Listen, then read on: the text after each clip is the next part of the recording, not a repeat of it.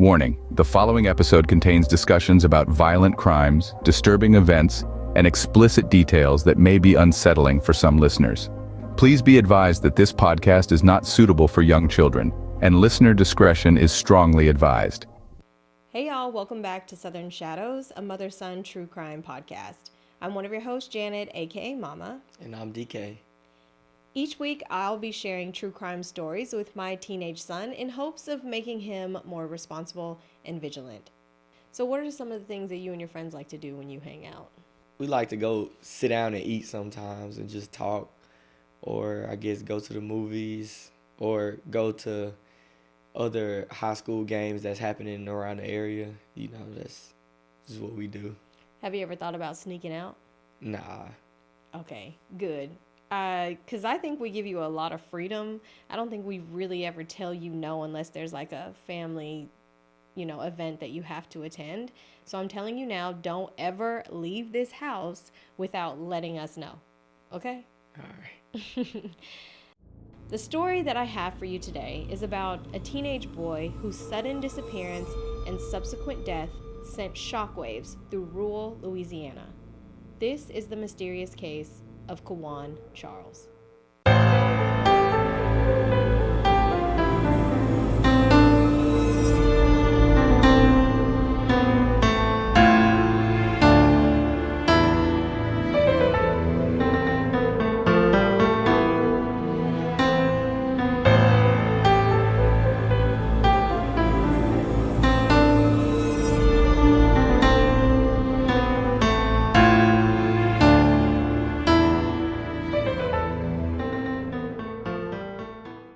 Baldwin, Louisiana is a city located in St. Mary Parish with a population of about 1,668 people.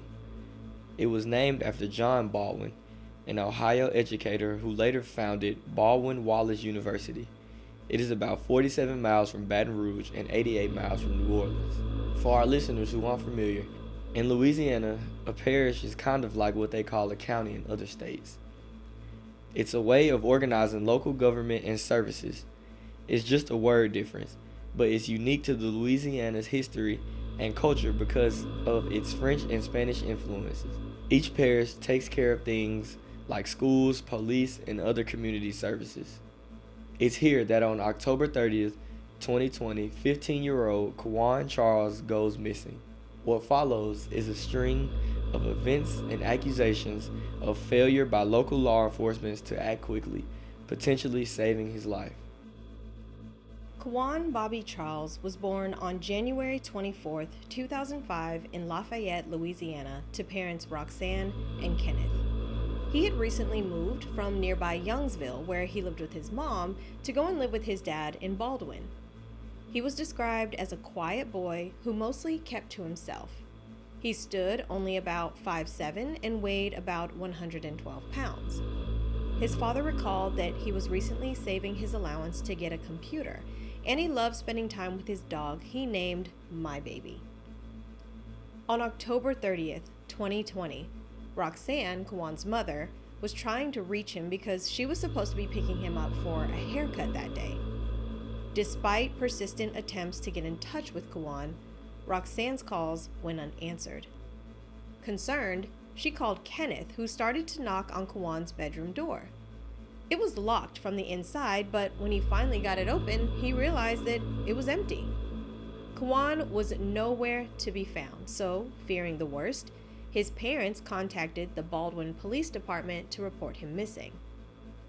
On her podcast, Crime Stories with Nancy Grace, she had the attorney for the Charles family, Ron Haley Jr., on the show, and he broke down what happened when the parents reported that Quawan was missing. This is actually the first issue that could have been handled better, in my opinion. You see, at first, the police didn't think that it was important and suggested that he might be at a football game, even though his parents said he didn't like sports. Surprisingly, there was no Amber Alert issued.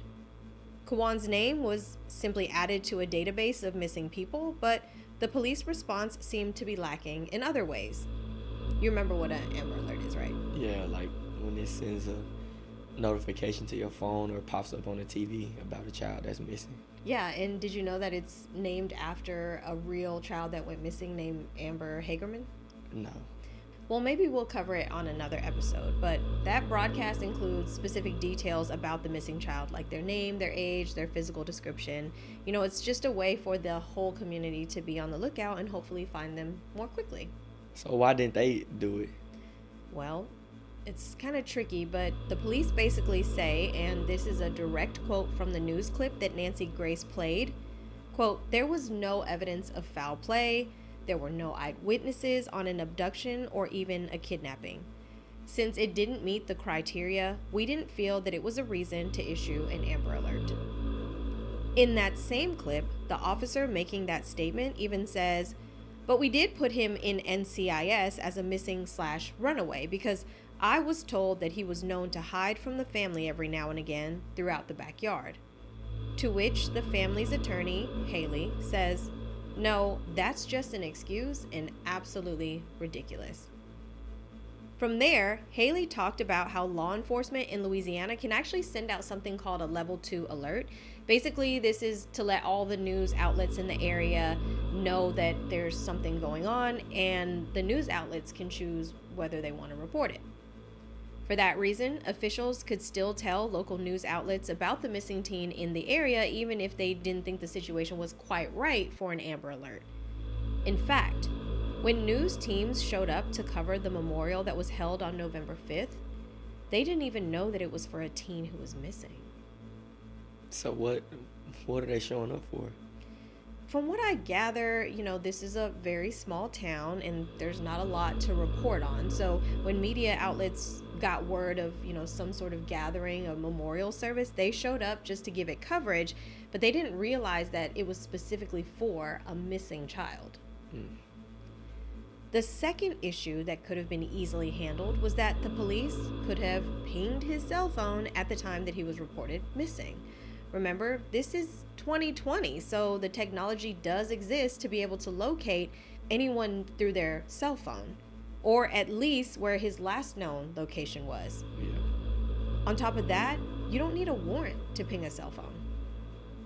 The final issue is surveillance tape that shows Quawan sitting on the curb outside of his dad's house. You can see the video here on our YouTube channel, and it's also linked in our show notes for this episode, but it just looks like it's a camera from across the street. So this is the video everyone's referring to in the news, him sitting alone. Okay. There he goes. He actually runs behind the car. That's it. Got it.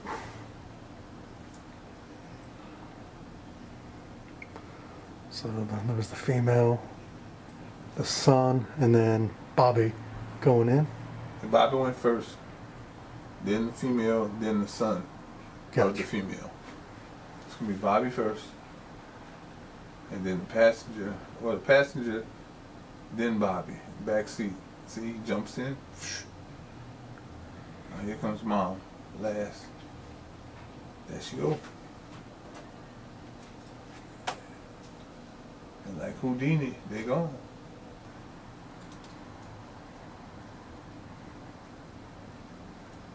That's it. And so from the video it concludes that he went on his own free will. He wasn't abducted. He wasn't abducted. Yeah. Wasn't kidnapped. Nothing. He had the house with these people, looking around, and of course, again, this is dad's truck right here. So there was no abduction, according to the film. This is why we know that around 3 p.m. he goes missing. But the police didn't obtain this video until after he was already dead. But we'll get to that. The video shows a silver car driving by, and Quawan gets up and starts to run after it. Moments later, that same silver car pulls into his driveway, and 3 people get out of the car and they walk to his backyard. Nancy Grace gave a theory that they probably went to the backyard to see his new dog, My Baby. Then you see all 3 of them get back into the car and drive away. This will be the last time that Quawan is seen alive.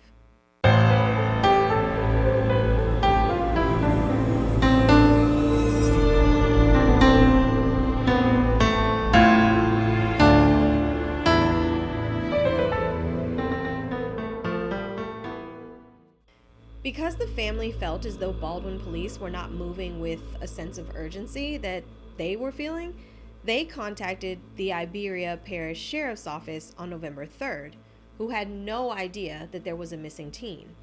Remember, Baldwin is part of Iberia Parish, and they actually have more manpower than that small city of Baldwin.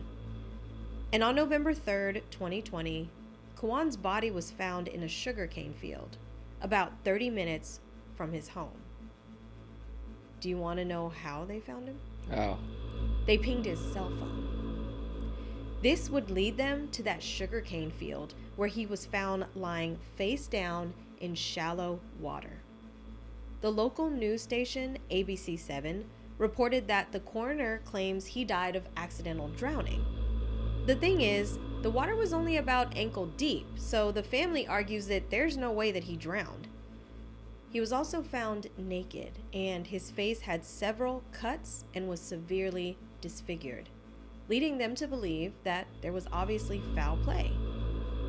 The coroner refuted that claim, saying that aquatic animals were likely to have caused the injuries to his face that occurred after he was already dead.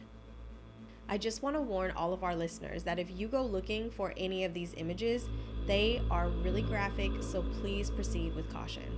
What kind of aquatic animal can tear someone's face up? Well, remember, this is Louisiana, so the aquatic animals they're referring to are crawfish.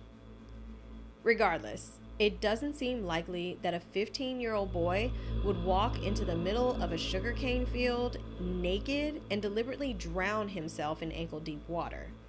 The family believed that his death may have been racially motivated and alleged that law enforcement failed to act. Hold on. Thinking back, did they ever figure out whose car was on surveillance? Yeah, actually, the car was reportedly owned by Janet Irvin, who had a son named Gavin Irvin and happened to be Quawan's friend. He was 17 years old and they went to the same high school.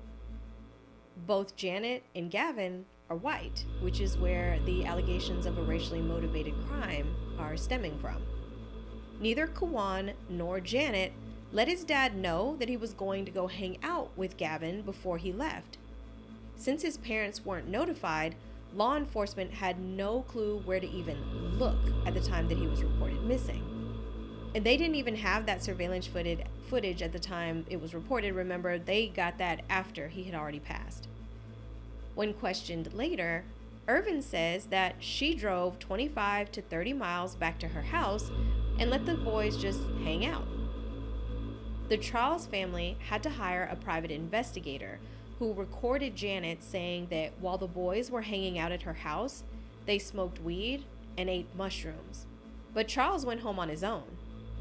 It was insinuated that he was acting erratically, trying to fight Gavin, crawling around, and saying that he wanted to kill himself. Based on that claim, the forensic pathologist would later note, quote, "The reported circumstances of becoming combative, crawling in culverts, and saying he was going to kill himself suggest that he may have had an episode of psychosis.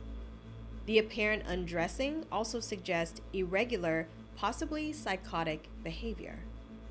These alleged episodes occurred after waking up from being passed out, following the smoking of a substance, possibly THC. THC has been known to cause psychosis and or unmask any undiagnosed mental illnesses, but it's rare. It is possible that the descendant was hallucinating due to psychosis, which led to disorientation, which led to an accidental drowning." End quote. So basically their conclusion was he was tripping on weed and mushrooms. Basically, and that's what caused him to have this psychotic breakdown, and that's how he died, allegedly. I'd also like to note that shortly after he disappeared, the Irvin family quickly packed up their belongings and moved out, claiming that they had been evicted. Because they refused to believe the psychosis theory, Quawan's family ordered an independent autopsy. The toxicology report conducted at the same time found no hallucinogens in his system, suggesting that his death was not accidental, according to the family's attorneys. The report indicated low levels of THC and ethanol, suggesting marijuana and alcohol use. The findings contradict the theory that Charles was high on hallucinogenic mushrooms at the time of his death. The family's attorneys emphasize that the official cause of death, drowning in a sugarcane field, raises questions, and they suspect foul play. The Iberia Parish Sheriff's Office was investigating, quote, suspicious circumstances focusing on Quawan's interaction with Gavin and Janet before his death. On February 9, 2021, Janet Irvin was arrested on charges of failure to report a missing child and contributing to the delinquency of a minor. Irvin's arrest followed allegations that she admitted to not calling the police when Charles ran away. Although an arrest finally brought the family some semblance of peace, in November 2021, Quawan's mom, Roxanne, sued the Baldwin Police Department and the Iberia Parish Sheriff's Office for such a delayed response, inadequate actions, and failure to issue that Amber Alert. She also filed a civil suit against Janet Irvin for damages. The lawsuit accuses the Irvin family of failing to report Charles missing and failing to contact his family. It also alleges that law enforcement agencies, including the St. Mary Parish Sheriff's Office and Baldwin Police Department, failed to follow protocols for missing children, including notifying the Louisiana State Police and pinging Charles' cell phone. So, although they have a little bit of peace knowing that the person responsible is in jail, it's clear that the family still is seeking justice. And that's the story of 15-year-old Quawan Charles. Any thoughts? I definitely think there's some foul play going on, because even if he did go over there and get high or get drunk, that just doesn't cause you to run away and intentionally drown yourself. To be honest, if Miss Irving was promoting them or just watching them smoke weed or drink, I honestly think she could have laced him with something and caused him to do something that was out of character. But there's definitely something more than just him doing this on his own. Absolutely. And I feel like regardless, maybe she didn't know they were smoking weed. I don't know. Who knows? But you failed to call anyone that he left her. You went and picked him up, drove 30 miles up the road, and then a child just leaves your house. You know, you got to do something. You tell your son, go get him. He can't just walk. He's too far from home or something. Like, when you went and picked him up, you were responsible for him at that point. He's a child. He's not an adult. You can't just say, oh, he's grown. He can go wherever he wants to. And that's not how that works. Well, we'd love to hear your thoughts on today's episode. Leave us a comment below our YouTube, or you can write us at southernshadowspodcast@gmail.com. And if there's a case that you want us to take a look at, please also feel free to share it with us. Don't forget to like, subscribe, and share, and check back next week for a new episode. See you in the shadows.